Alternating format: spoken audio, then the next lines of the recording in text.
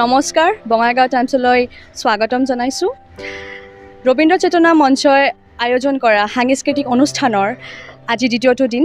সেই অনুষ্ঠানৰ বিশেষ কণ্ঠশিল্পী অংকিতা ভট্টাচাৰ্য আৰু দোহাৰ ফোক বেণ্ড আজি আমালোকৰ সৈতে উপস্থিত আছে।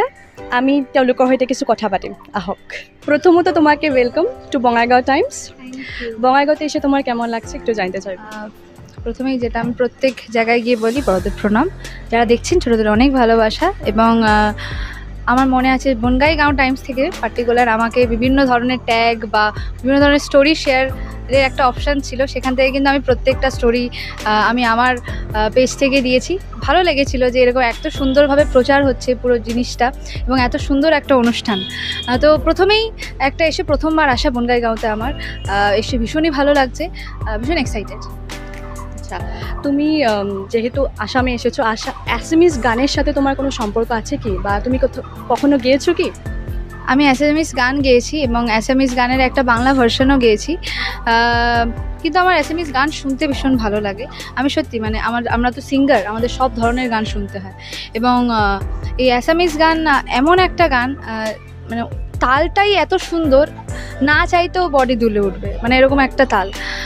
আমার সব থেকে পছন্দের অ্যাসামিজ গান হলো তুক দেখি মুরগা কেনে বা লাগে, তুক দেখি মুরগা কেনে বা লাগে, বিহুরে ওই তরিতে নাচু নাচু লাগে।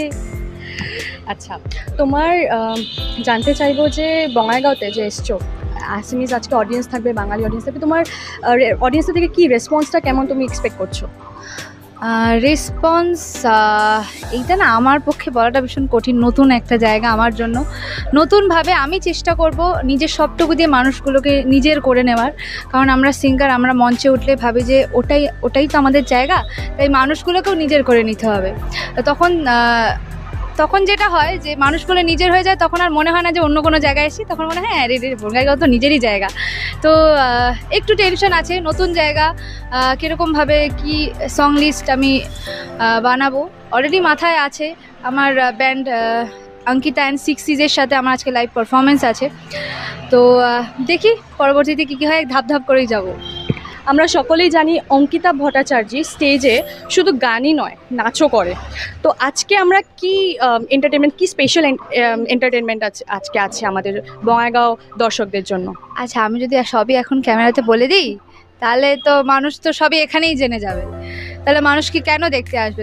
তার জন্য মানুষকে দেখতে আসতে হবে, তার জন্য মানুষকে সামনে থাকতে হবে, দেখার জন্য যে কি নতুন হচ্ছে আর কি মানুষ দেখতে পাবেন।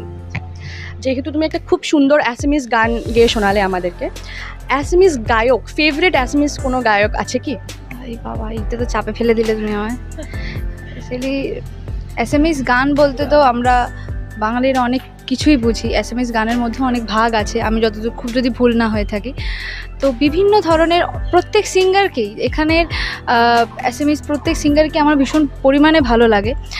আমি সবার গান শুনতে ভীষণ পছন্দ করি। পার্টিকুলার একজন, দুজন, তিনজন আমি কিন্তু ওরকমভাবে গান শুনি না, কোনো দিন শুনিনি। ছোটোবেলা থেকে আমার মা আমায় অভ্যেস করেছিল যে ওরকম পার্টিকুলার একেই আমার ভালো লাগে, করবি না তাহলে অন্যদের গান তোর ভালো লাগবে না। তো যার জন্য আমি সবার গান শুনি, আমি সবার গান শুনতে পছন্দ করি। আমি বলবো যে অ্যাসামিজ গান মানে আমাদের বাংলাতে, মানে আমাদের কলকাতাতে প্রচুর জায়গায় আমি নিজে গাই, বিভিন্ন অনুষ্ঠানে ভীষণ ভালো লাগে। তো ওরকম পার্টিকুলার ফেভারিট বলতে কিছু নেই, পুরো সবটাই ভালো লাগে আমার, পুরো অ্যাসাম বিষয়টাই ভালো লাগে, ওরকম পার্টিকুলার বলতে আমার কিছু নেই।